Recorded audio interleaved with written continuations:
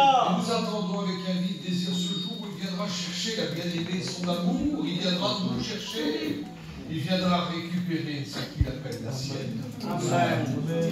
Celle pour qui il est mort, celle pour qui il est ressuscité, celle pour qui il est parti préparer une place, et celle pour qui il viendra chercher son amour. Nous sommes l'amour de Jésus. Quel privilège, salutations, nous sommes dans le nom du Seigneur. Je me réjouis de la présence du Seigneur. Le frère me dit faire une prédication, vous prêchez quoi 60 ans, un anniversaire. La plus vieille parmi nous, c'est l'Église. Elle n'est pas si vieille que ça, excusez-moi du mot, elle est encore capable. Amen. Elle est encore capable de se moquer de sa race. Je disais qu'elle était plus capable d'engendrer l'Église du Seigneur. Parmi nous, il y en a encore besoin. Et cette église va encore engendrer. Et je suis rentré, j'ai dit au frère, vous n'avez pas cassé le mur, vous cassez. Vous poussez. L'église a encore besoin de grandir, pas de grossir, non. Grandir dans le Seigneur. Il faut casser les murs. Il faut casser les murs de l'église, afin que l'église spirituelle puisse grandir. Nos enfants ont besoin de se convertir. Et en roulant cet après-midi, je pense à ce texte merveilleux, l'apôtre Paul nous le rappelle dans le deuxième livre de Corinthiens. J'aimerais le lire avec vous. 2 Corinthiens, chapitre 2 et verset 14. Grâce soit rendue à Dieu qui nous fait toujours triompher en Christ et qui répand par nous en tout lieu l'odeur de sa connaissance. Nous sommes en effet pour Dieu le parfum de Christ, parmi ceux qui sont sauvés et parmi ceux qui périssent. Nous sommes le parfum du Christ dans l'Église, mais nous sommes aussi le parfum du Christ hors Église.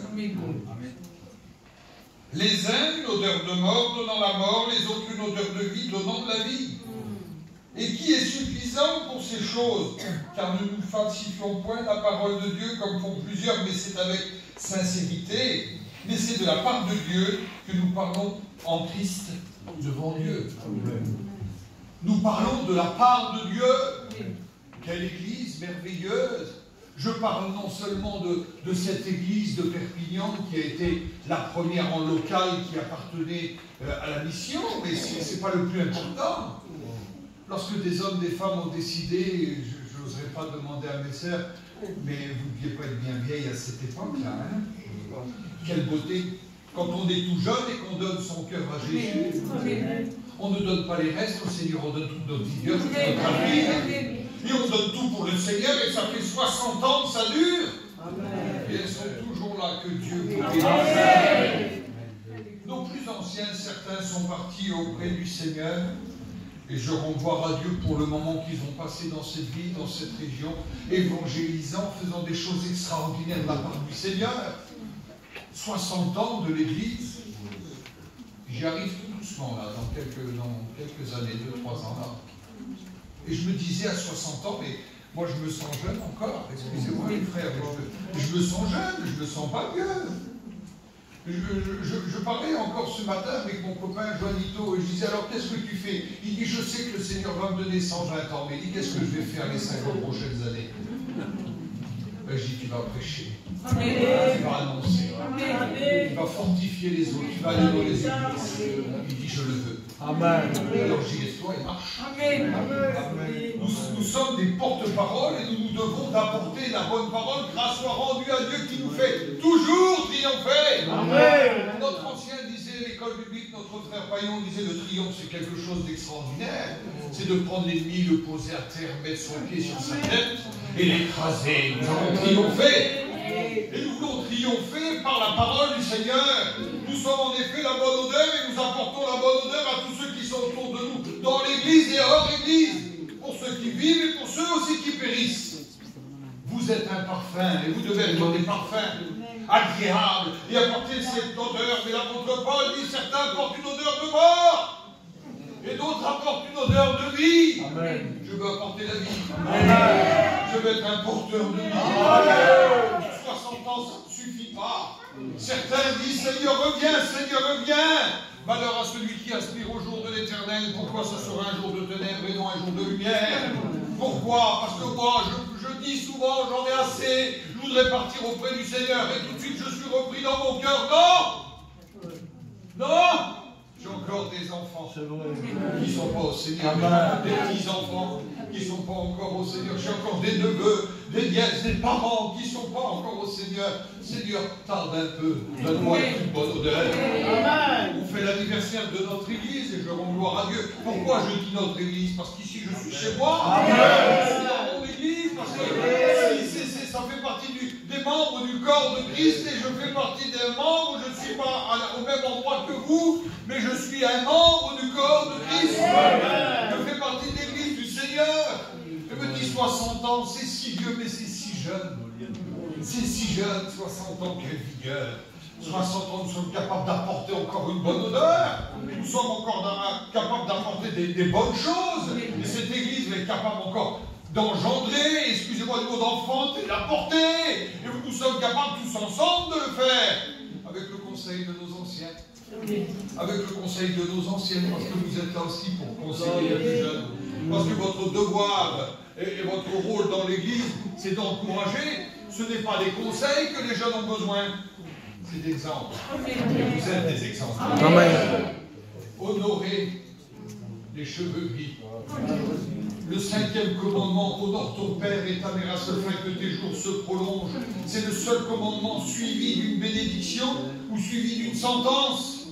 À seule fin que tes jours se prolongent. Ça veut dire que celui qui n'honore pas son père, qui n'honore pas sa mère, il n'aura pas des grands jours prolongés. Qu'est-ce que tu veux dire par là? Il arrive parfois aujourd'hui, on abandonne nos vieux, excusez-moi l'expression. On veut s'en débarrasser lorsqu'ils avaient la vigueur, 40 ans, 50 ans. Celle qui nous a portés dans ses bras, celle qui a pleuré pour nous, celle qui nous surveillait toute la nuit, celui qui allait le matin de bonne heure travailler pour pouvoir nous payer notre petite boîte de lait. Et ben, le petit vieux, il arrive un moment, on le met de côté en plein soleil, l'hiver, l'été, on le met dans un coin, on est capable même de le placer dans une maison parce qu'il devient encombrant. Honore ton père et ta mère.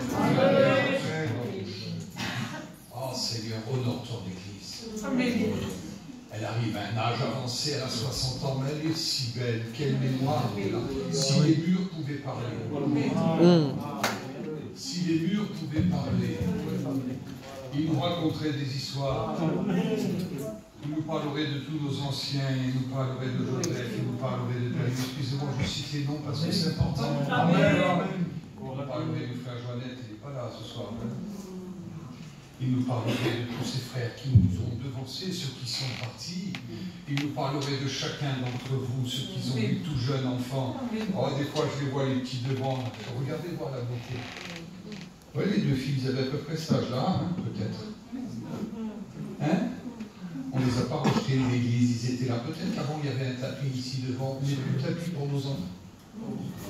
Avant, on laissait la place ici pour que les gens se donnent au Seigneur qui viennent devant en pleurant. On n'a plus la place. Il faut casser. On va laisser l'occasion aux gens de venir.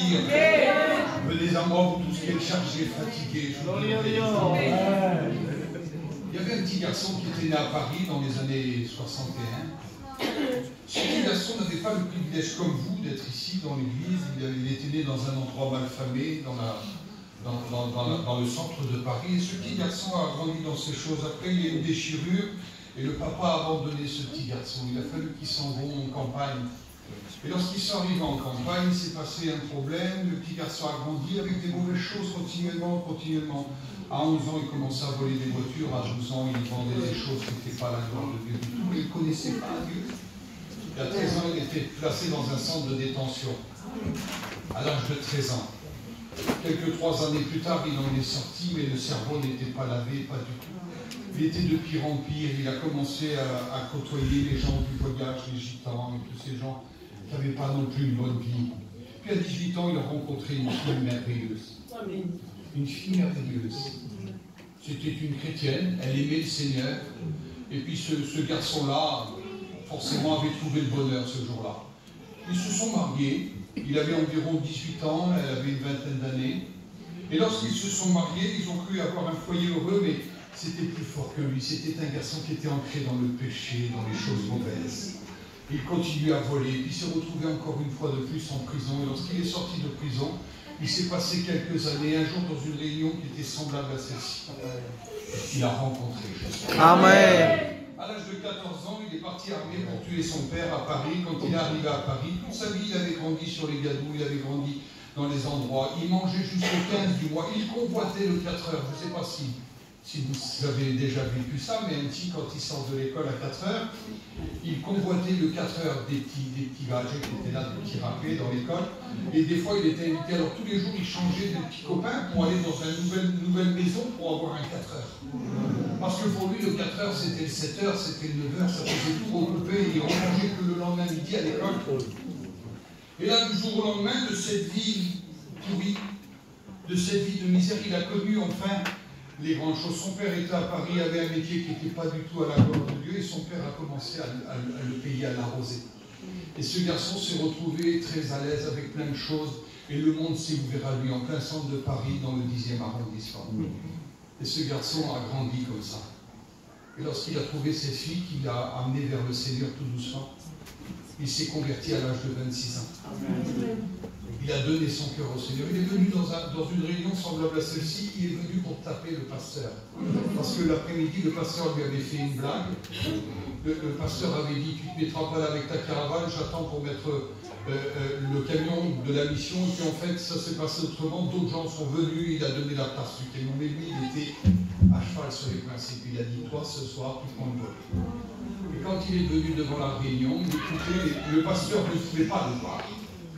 Il était impossible pour le pasteur qui voit ce petit garçon, ce jeune homme. Et le pasteur a prêché, ce même pasteur a prêché l'évangile, et c'était comme s'il était en train de dévoiler sa vie, dévoiler sa vie. Et le pasteur a fait un appel, celui qui a besoin du Seigneur, qu'il approche devant, Jésus est capable de changer sa vie. Il s'est approché devant avec son passé, il est reparti avec un avenir. Il s'est passé quelques années, quelques temps après, il a été appelé à servir le Seigneur. Il s'est retrouvé un étudiant, un candidat. Les années ont passé, puis aujourd'hui, je suis au milieu de nous.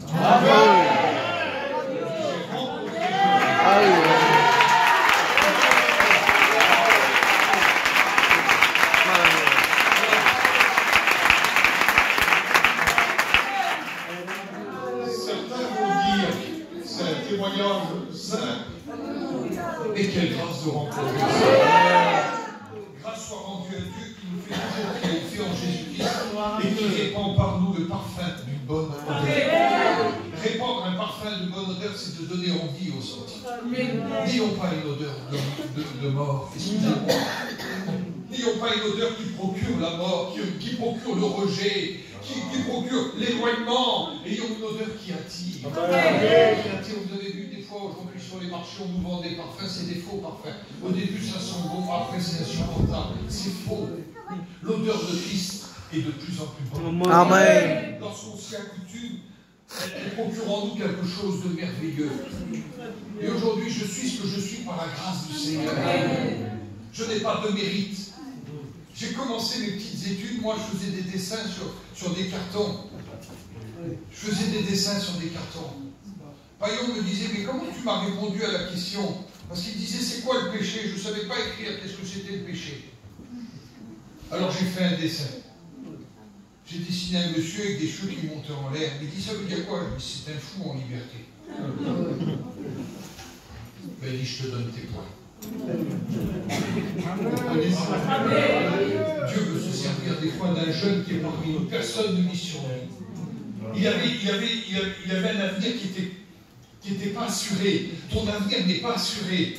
Et pourtant, Dieu a les regards sur toi et te dit, regarde ce que tu es, toi, par rapport à ce qu'il est, lui. Aujourd'hui, lui, il prêche. Toi, demain, tu peux faire quoi? Est-ce que tu vas rester dans ta mésaventure? Est-ce que tu vas rester sur ce chemin qui procure la mort? Ou voudrais-tu attirer aux autres par ton odeur vers le Seigneur Jésus? C'est passé quelque chose dans une petite bourgade de Normandie. Et je vais prendre 5 minutes pour vous expliquer ça.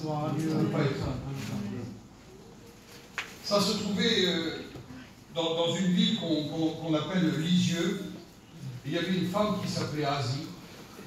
Et cette femme-là, un jour, a décidé d'aller au marché. Mais avant d'aller au marché, elle voulait aller à la basilique de Lisieux pour se procurer des petites médailles.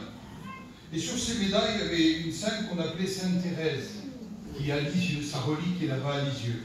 Et elle a pris quelques médailles là-bas dans les shops où on vend des souvenirs, des cierges, des médailles, des saintes. Elle est rentrée dans la basilique à seule fin de bénir avec de l'eau bénite ces médailles. C'était une femme qui était pieuse. Et cette femme-là est revenue sur le marché. Lorsqu'elle est arrivée sur le marché, il y avait là un colporteur qui était capable d'apporter un parfum de bonne odeur. Il n'a pas regardé qu'elle était gitane, il n'a pas regardé qu'elle était une mandouche, il n'a pas regardé que c'était une zigane, en fin de compte, non. Il a dit à cette femme, est-ce que vous voulez vous procurer une brochure? Et en lui donnant la brochure, où il y avait marqué dessus, voici la réponse. Elle ne savait pas lire, quel acte fou de donner un prospectus à quelqu'un qui ne sait pas lire.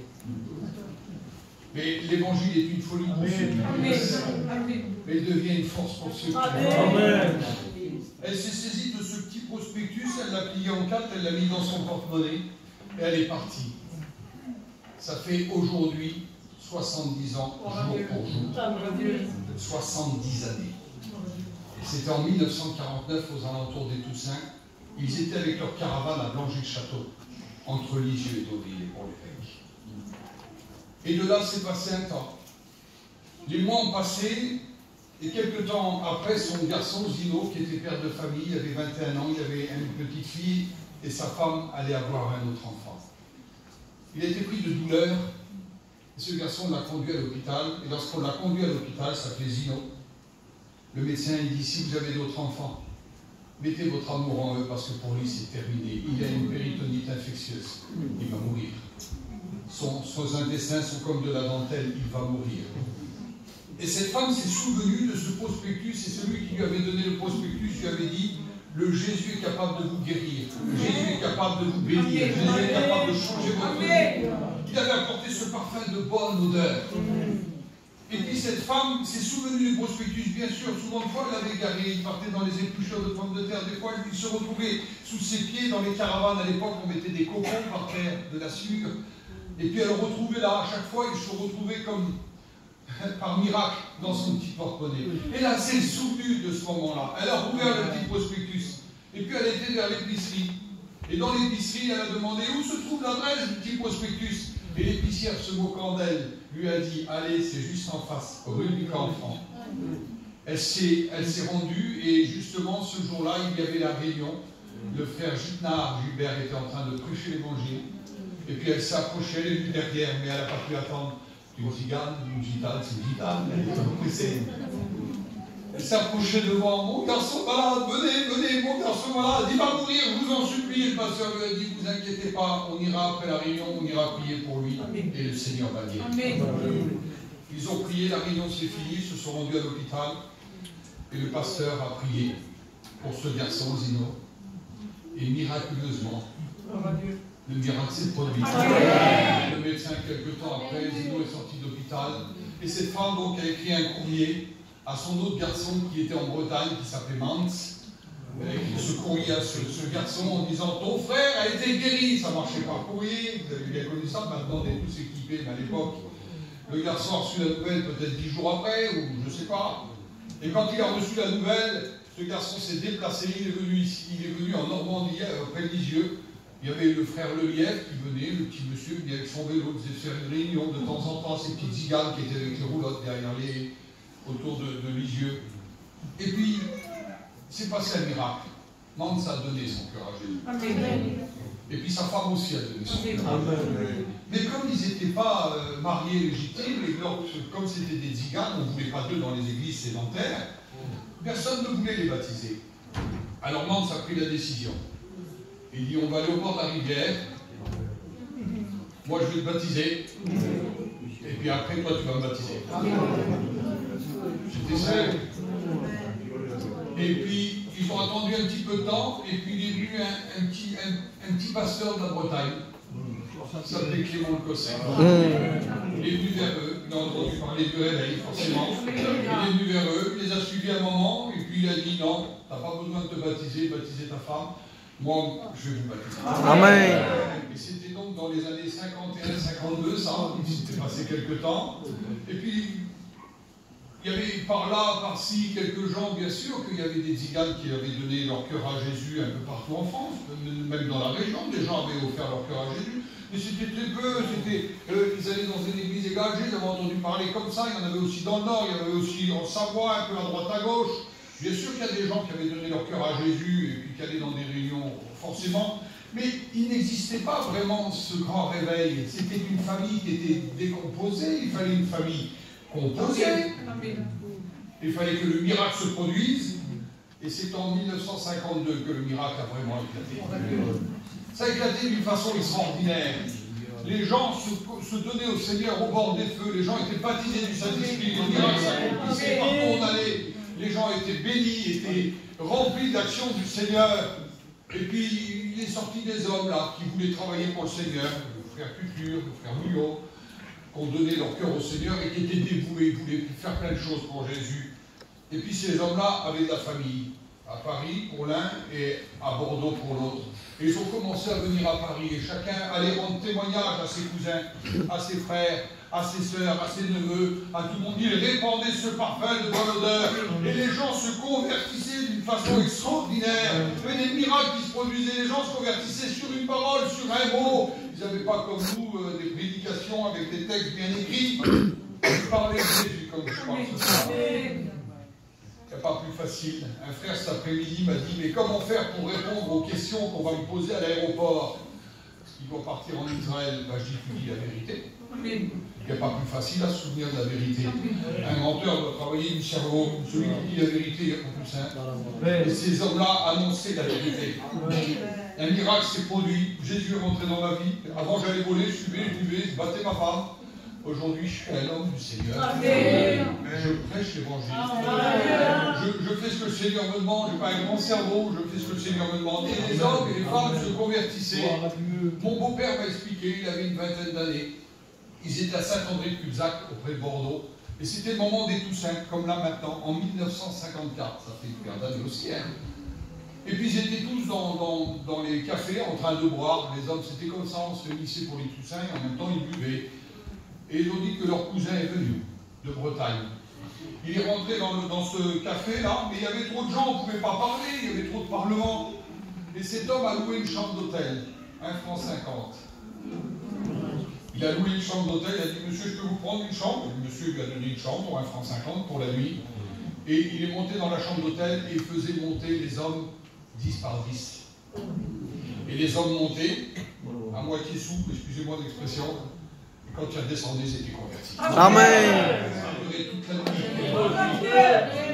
Quel beau miracle. Et le miracle de l'évangile a commencé les années 50, 55, le vêtement blanc. Le vêtement blanc. C'était un chant allemand. C'est le frère Johnson de l'armée du salut qui l'a traduit en français. Et on chantait ça dans les assemblées de Dieu, chez les gars, j'ai chanté ça. Et puis un jour, ça n'a plu. Le frère Cosset l'a écrit, et ça a plu. Le frère Gaga, qui était un grand violoniste, lui a donné cette marche, jazz manouche. Et on est parti sur un vêtement blanc. Et ce cantique nous a jamais quittés. Amen. Parce que non seulement nous chantons, mais nous vivons. Amen. Le plus beau, c'est de vivre les cantiques. Quel beau cantique, un vêtement blanc. Et les années ont passé, il s'est levé des hommes au milieu de nous. Le frère Jimmy était tout jeune, Paillon avait 16-17 ans, Jimmy avait 14-15 ans, Paolo avait 13 ans. Tarzan était un jeune homme de 14 ans aussi. Il a plu à Cosset de leur faire confiance. Il leur a fait confiance. Il a fait la première école biblique 10 ans après, en 1966. Il faisait l'école biblique dans une petite caravane. Et c'est là que des hommes ont pu commencer à être enseignés de la parole de Dieu. Les vieux frères, comme le frère Joseph, ont entendu parler de l'évangile, ils sont convertis au Seigneur. Il savait qu'il avait son peuple ici à Perpignan. Il a supplié Cosset de venir, il n'a pas fallu me supplier longtemps. Cosset est venu ici, et vous avez acheté ce premier miracle. Quel miracle! Vous pouvez vous vanter, vous pouvez vous crâner. Quelle belle église! Quelle belle église! Amen. Et lorsqu'on répand l'odeur de la connaissance, l'odeur de Christ, il se passe toujours des miracles. Et cette église, c'est pas fini. Moi je vous dis, c'est pas fini. Et moi je suis sûr dans mon cœur, avec une forte présence dans cette soirée, que Jésus va encore appeler des hommes, des femmes, ce soir-là. Ce n'est pas fini.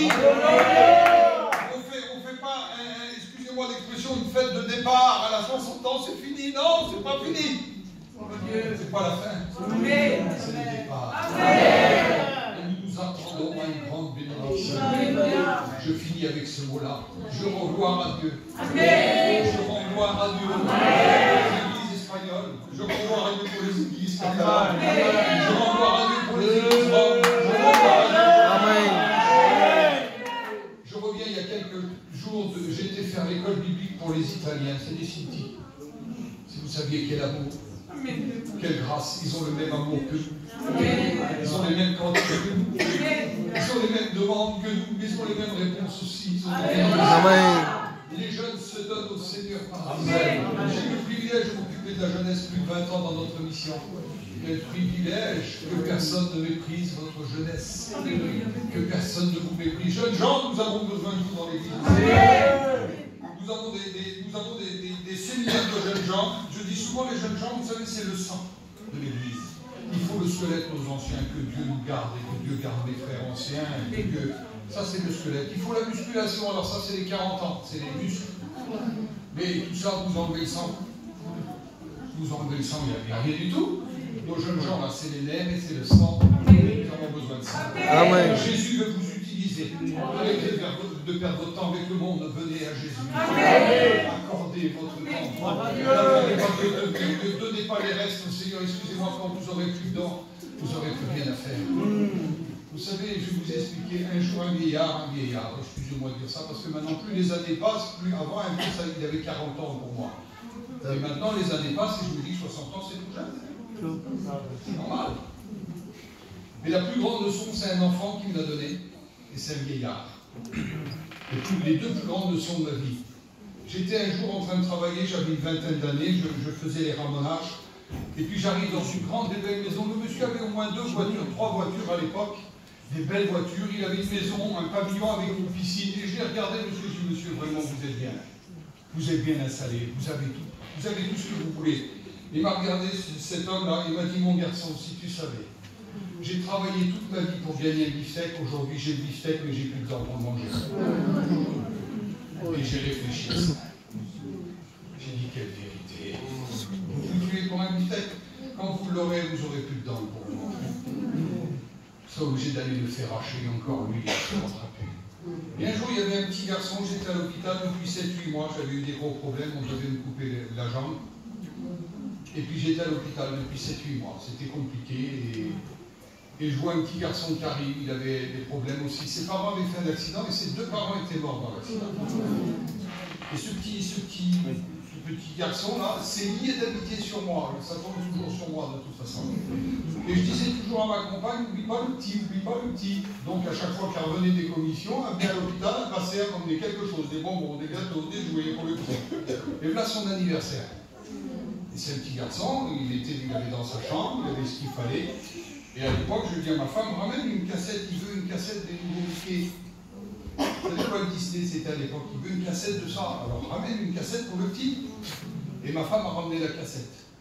Et puis tout le monde était là, c'était son anniversaire forcément, un peu comme là aujourd'hui, là, il y avait des décorations, tout le monde avait fait un petit quelque chose dans l'hôpital pour le petit. Et puis dans son assiette, j'ai posé la cassette et j'ai mis la serviette par-dessus. Les infirmières étaient au courant. Et tout le monde était autour, on y emmenait un petit gâteau, quelque chose. Et puis les infirmières disaient sur le petit, regarde sous la serviette. Il a levé la serviette, il a pris la cassette, c'était comme si j'aurais donné, je sais pas quoi moi. Et puis les infirmières étaient tous sur le petit. Alors, qu'est-ce qu'on dit? C'est important, hein, merci, vous vous rendez pas compte comment c'est important, hein? Vous savez ce qu'il a dit le petit? Il m'a regardé, il a dit encore. J'ai dit, quelle beauté. Le Seigneur n'attend pas des merci, il attendait encore. Amen. Encore. Attire-lui à toi, encore. Amen. Arrêtez de vous contenter du peu. Demandez encore. Je donne un dernier petit conseil à mes frères. Excusez-moi, j'étais bavard. À mes frères serviteurs de Dieu là. Il faut qu'on arrête avec nos messages. Il faut qu'on arrête. Si je vous dis que l'église va brûler dans 2 mois, vous restez dans l'église encore ce soir, hein? Mais si je vous dis qu'elle est en train de brûler, vous faites quoi? Vous sortez tout de suite? Il faut qu'on arrête de dire que Christ revient, on a le temps. On arrête, hein? Moi, il faut que j'arrête de prêcher ça, hein? Il faut que j'arrête de dire on a le temps, non, on n'a pas le temps. Jésus revient. Amen. Il faut qu'on se dépêche. Il faut qu'on travaille dans l'action du Seigneur. Répandons ce parfum. Arrêtons avec notre témoignage de Dieu. Dis t'as le temps, ma fille. Vive, va dans le monde, vas-y, régale-toi, va mon garçon, vas-y, vois la vie, non! Donne ton cœur à Jésus. Ne tarde pas, viens maintenant, viens dans notre équipe. Nous avons besoin de jeunes gens dans notre équipe.